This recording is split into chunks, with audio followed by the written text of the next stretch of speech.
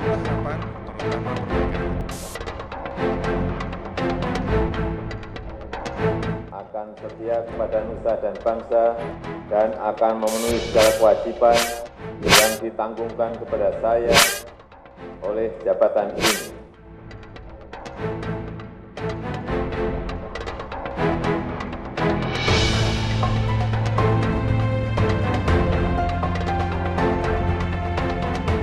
Karena itu, perombakan kabinet kerja yang baru saja saya lakukan pada dasarnya adalah untuk meningkatkan kinerja pemerintah sehingga percepatan pembangunan nasional bisa terwujud. Perombakan kabinet tersebut adalah salah satu jembatan terbaik untuk mewujudkan janji saya pada rakyat, yaitu meningkatkan kesejahteraan dan kualitas kehidupan mereka. Saya mendukung penuh masing-masing lembaga negara untuk memperkuat peran dan fungsinya, terutama dalam melanjutkan reformasi birokrasi.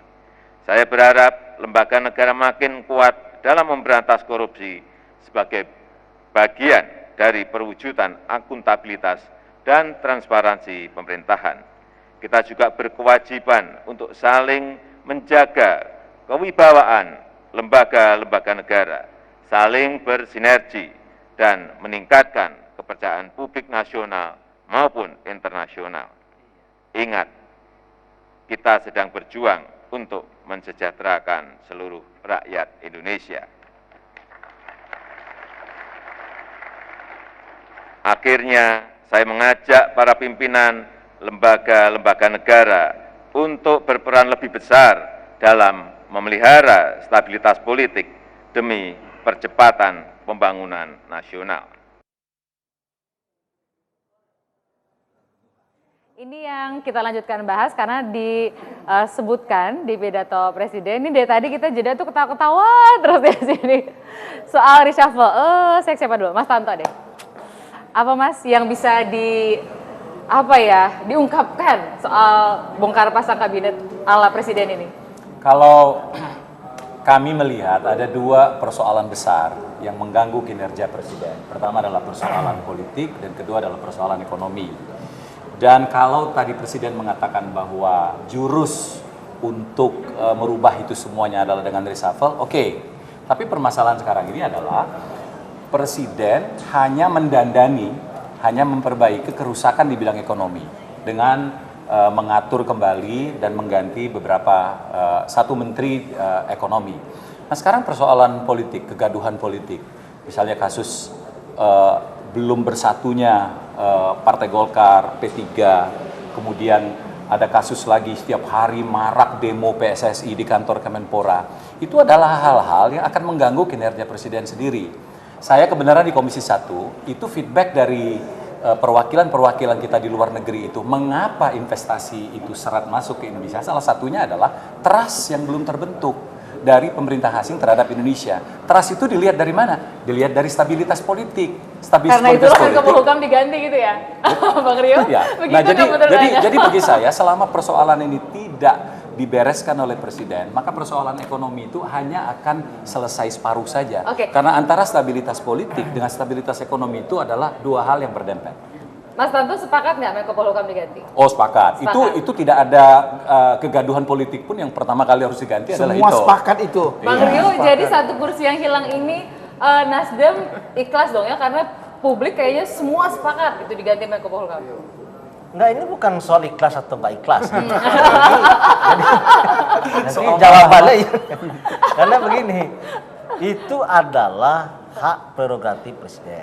Absolut itu, tidak boleh dicampur siapapun. Bajunya hitam berduka karena satu kursi hilang. Kalau saya berduka kan boleh. Oh boleh. Tapi bukan berarti tidak ikhlas.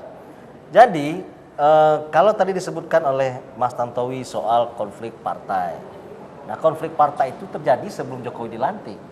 Kalau kita lihat ya perjalanan partainya, bahwa kemudian ada Menkumham yang mengambil salah satu itu memang silakanlah Menkumhamnya sendiri yang menjawabnya. Tapi bahwa konflik di partai itu, misalnya di Golkar nih, itu terjadi sebelum Pak Jokowi menjadi presiden, ya soal tarik menarik dan sebagainya. Begitu juga dengan P3. Nah bahwa kemudian itu mengganggu pasti. Ada KMP KIH sejak awal presiden dilantik itu mengganggu. Sehingga timbullah pimpinannya jadi dua, ya, pimpinan yang dianggap pimpinan yang tidak punya ruangan, yang tidak ber-SK, ada pimpinan DPR juga, sehingga kita akhirnya merubah MD3 dan sebagainya. Itu cukup mengganggu. Tapi artinya kalau bicara soal reshuffle kabinet, menurut partai pendukung pemerintah dalam hal ini Nasdem sudah proporsional sesuai dengan ekspektasi publik. Ya saya pikir gini, bahwa tadi ada persoalan ekonomi yang kita anggap menjadi persoalan pokok hari ini, itu kan sudah masuk Pak Darmin, masuk Rizal Ramli, masuk Tom Lembong dan sebagainya. Saya pikir itu bisa menjawab, karena menurut saya gini ya, bahwa semua menteri itu punya kemampuan. Mungkin yang kurang itu adalah koordinasi antar kementerian. Jadi masuknya Pak Darmin dan Pak Rizal Ramli ini pasti membantu dalam soal koordinasi antar kementerian ekonomi. Meskipun mengenai soal Pak Rizal Ramli, itu publik kemudian sangat tertarik pada satu nama dari 6 nama yang baru dilantik, karena kenceng banget itu selama ini sama Presiden Jokowi, terus wow tiba-tiba hadir sebagai Menko. Ini teman-teman PDIP gatel nggak ya ngelihat kondisi ini? Yang pertama tadi saya sebelum Mas Arief, kalau saya setuju Mas Arief menjadi salah satu menteri bidang ekonomi itu yang paling tepat sebenarnya. Jadi itu udah betul ya? Iya. Kalau begitu.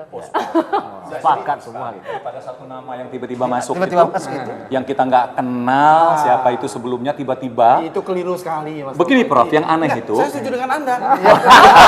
Ini kok tiba-tiba Lembong dari mana Lembong?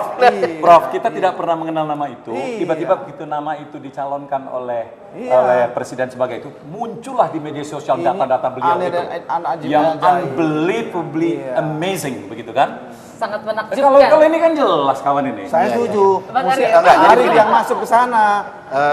merespon apa yang dikatakan oleh Pak Tantowi tadi mengenai stabilitas politik.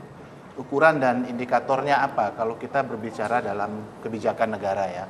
Yang pertama ketika proses pembahasan rancangan anggaran pendapatan belanja perubahan, kemudian itu dibahas dalam waktu kurang dari 1 bulan proses penyelesaiannya, artinya dukungan politik baik dari ruling party maupun dari oposisi katakanlah seperti itu sangat solid terhadap pemerintahan ini karena selesainya cepat. Itu salah satu indikator yang menunjukkan sebenarnya stabilitas politik terjaga dan kebijakan kebijakan pemerintah didukung penuh oleh seluruh partai politik.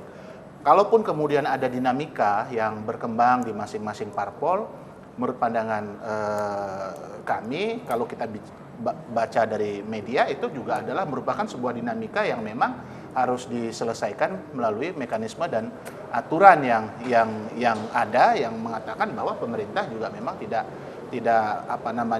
mendapatkan ruang yang cukup ya dalam perspektif konstitusi dalam proses penyelesaian ini. Jadi sekali lagi ketika Pak Presiden mengatakan di dalam laporan kinerjanya kepada lembaga negara khususnya MPR dalam konteks ini, unsur persatuan itu menjadi penting. Unsur persatuan itu dimanapun itu, dalam seluruh bidang kehidupan, di dalam seluruh bidang ataupun lembaga gitu. Sehingga kalau kita bersatu secara keseluruhan, sebenarnya lebih mudah untuk menjalankan program-program nasional kita secara keseluruhan. Soal ekonomi, nama Rizal Ramli yang jadi perhatian kemudian ramai di media sosial soal perubahan sikapnya dari yang menurut pandangan kami ya Presiden memang Jokowi menjadi bagian dari Presiden Jokowi. Pertimbangan mengenai pergantian ataupun rotasi ya itu adalah sepenuhnya merupakan wujud daripada hak prerogatif presiden ya. Menurut pandangan kami misalnya kalau kita bicara figur Mas Rizal ya, Bang Rizal Ramli adalah memang mekanismenya yang memang seperti itu gitu ya, apa namanya? Ya bukan people change. Sejak awal juga ketika beliau zaman Pak SBY ketika menjadi komut dari Semen Indonesia pada waktu itu juga memiliki pendirian dan pemahaman yang dipandang berbeda. Dan menurut pandangan kami kami sebenarnya itu membangun sebuah mekanisme sistem yang dalam proses pengambilan keputusan itu menjadi lebih sehat begitu menurut Saya komentarin dulu. Iya, Prof. Bentar dulu, Prof. Bukan, saya mau kasih kesempatan dulu. Iya, ini bentar dulu, Prof. Prof, jadi sekarang saya ke Prof. Soal perombakan kabinet, terutama soal yang terakhir dari Rizal Ramli. Mas Arief mengatakan persatuan penting. Dengan masuknya Rizal Ramli, kabinet tidak akan bersatu. Tidak akan bersatu. Rizal Ramli itu orientasinya ekonomi kerakyatan. Darmin itu kader dari Sri Mulyani. Neolib. Neolib betul-betul. Iya.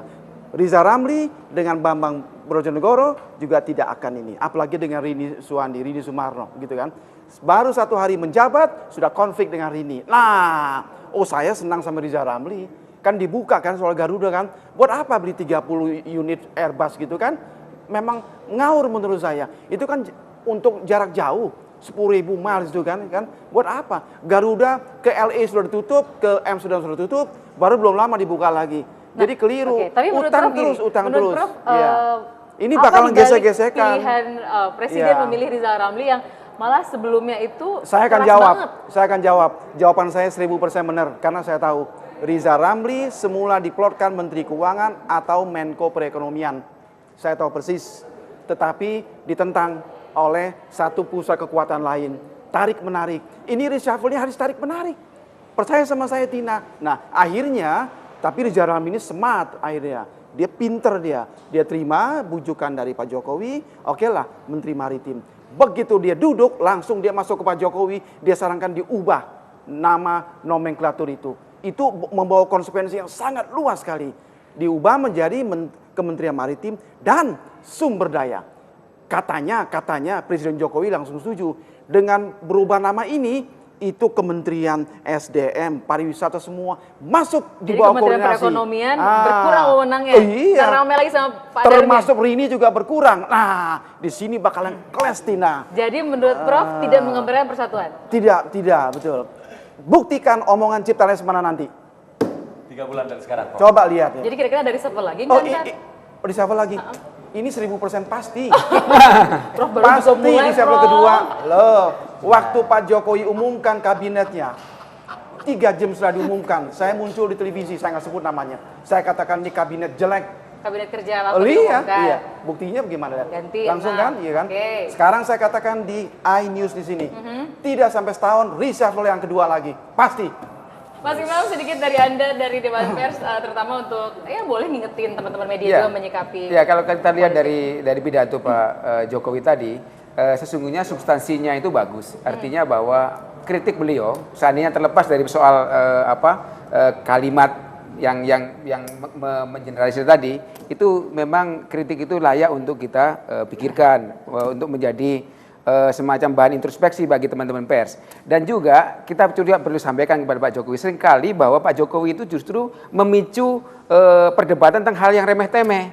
Contohnya misalnya pada waktu pidato tentang tempat lahir Bung Karno keliru, sehingga kemudian publik itu jadi gaduh untuk hal yang remeh-temeh. Jadi kita dua belah pihak lah. Artinya bahwa kantor kepresidenan juga yang lebih teliti untuk membuat hal-hal pidato. Kemudian pers juga sadar bahwa ada hal yang lebih besar yang harus digarap oleh pers di luar persoalan-persoalan sepele tadi. Gitu. Jadi pers harus Mawas mawas diri. diri, tapi ya. kantor kepresidenan juga Iya. jangan memancing untuk Karena kan memang begituin sama media ibaratnya. jangan membuka peluang untuk di-smash. Jangan memberikan umpan untuk di-smash. Nah, itu tadi saya. Ini Mas sebenarnya Arief, kita- wujud ya. dari wujud keyakinan kita semua bahwa media atau pers itu memegang peranan penting ya dalam pembentukan karakter Iya. kita sebagai Sepakat itu, bangsa. sepakat. Saya rasa itu semangat daripada pidato itu. Kita akan lanjutkan sampai berikutnya berganti topik soal spesifik ekonomi. Makasih loh Mas Tanto Siap. dan Bang Rio juga. Kita lihat reshuffle berikutnya Nasdem nambah kursi lagi. Setiap Agustus. Siapa? Setiap Agustus. Tuh, Mas Tanto malah gitu. Itu mah doa Mas, gak boleh Mas. Nah, ini bagus buat teman-teman saya nih. Masuk Mas Ari, kita Harus- dukung kan maksudnya? Dukung kita. Jadi kita lihat reshuffle berikutnya apakah dua orang di sebelah Mas Tanto ini masuk apa enggak. Terima kasih Bang Rio, Mas Tanto. Kita jeda dulu ya. Berikutnya ada tambahan narasumber Bang Echardin Nursi dan Pak Haryadi Sukamdhani dari Asosiasi Pengusaha Indonesia. We are good Masuk actors. marah sedikit. Aduh, masuk kemana? Kita bukan